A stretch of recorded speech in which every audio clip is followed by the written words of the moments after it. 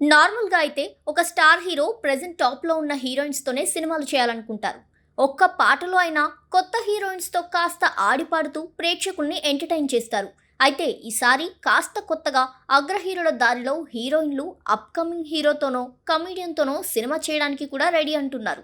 Remuneration పరంగాను, పాత్రకు ఉండే ప్రాధాన్యం పరంగాను బానే కలిసొస్తున్నట్టుంది.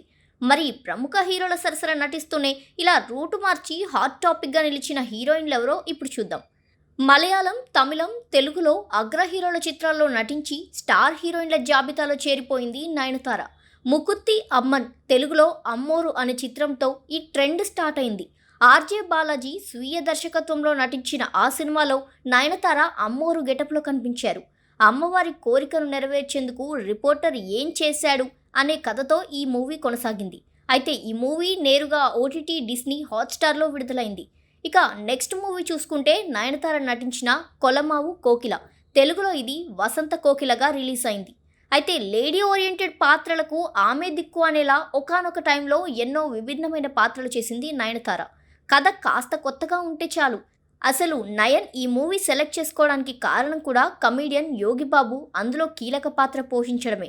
ఇక కొత్త దర్శకుడు నెల్సన్ దిలీప్ కుమార్, పైగా నయన్తో కలిసి యోగిబాబు ఒక ఇంపార్టెంట్ రోల్లో కనిపించారు. అయితే ఈ సినిమా విడుదలకు ముందు చిత్ర పరిశ్రమలో ఎన్నో సందేహాలుండేవి. కానీ ఒక్కసారి రిలీజ్ అయ్యాక బాక్సాఫీస్ వద్ద మంచి విజయాన్ని అందుకుంది. ఇక ఈ ట్రెండ్ ఫాలో అవుతున్న హీరోయిన్లలో నెక్స్ట్ కీర్తి సురేష్. కమెడియన్గా కెరీర్ ప్రారంభించి కథానాయకుడిగాను సందడి చేస్తున్న సుహాస్తో కలిసి ఆమె నటిస్తున్నారు. ఈ ఇద్దరి కాంబినేషన్లో డైరెక్టర్ ఐవి శశి తెరకెక్కిస్తున్న satirical comedy drama film 'Uppu Kappurambu' నేరుగా ఓటీటీ, అమెజాన్ ప్రైమ్ వీడియోలో ఇది రిలీజ్ కానుంది. ఇక నెక్స్ట్ ప్రారంభంలోనే టాలీవుడ్లో తనదైన ఒక స్పెషల్ ముద్ర వేసిన నటి అనుష్క శెట్టి అనతి కాలంలోనే అగ్ర కథానాయికగా మారింది. దాదాపు టాలీవుడ్లో టాప్ హీరోలందరితో కలిసి ఆమె నటించింది. 'నిశ్శబ్దం' సినిమా తర్వాత దాదాపు 3 ఏళ్లు గ్యాప్ తీసుకున్న ఈ బ్యూటీ తదుపరి సినిమాలతో అసలు ఏ కథలు ఎంచుకుంటున్నారో అనేది ఆసక్తిగా మారింది. మిస్ శెట్టి, మిస్టర్ పొలిశెట్టిని ప్రకటించడం అప్పట్లో హాట్ టాపిక్గా మారింది.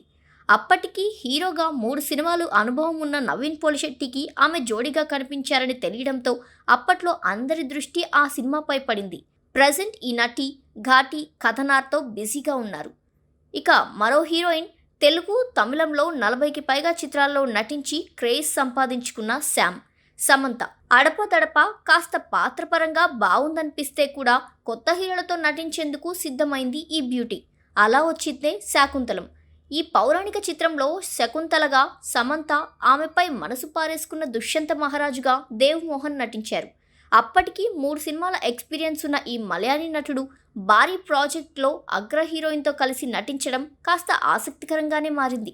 సమంత నటించిన కొత్త web series 'Citadel honey Bunny' త్వరలోనే ఓటీటీ, అమెజాన్ ప్రైమ్లో రిలీజ్ కానుంది. ఇలా నెక్స్ట్ చూసుకుంటే తమన్నా, సత్యదేవ్ కాంబినేషన్లో తెరకెక్కిన 'గుర్తుందా శీతాకాలం' సినిమా కూడా మంచి హిట్గానే నిలిచింది. ఇక ఇదే జాబితాలో నిత్యా మీనన్, నిరుపమ్ ప్రధాన పాత్రలో నటించిన 'కుమారి శ్రీమతి' వెబ్ సిరీస్లు సైతం ప్రేక్షకుల దృష్టిని బాగానే ఆకర్షించాయి.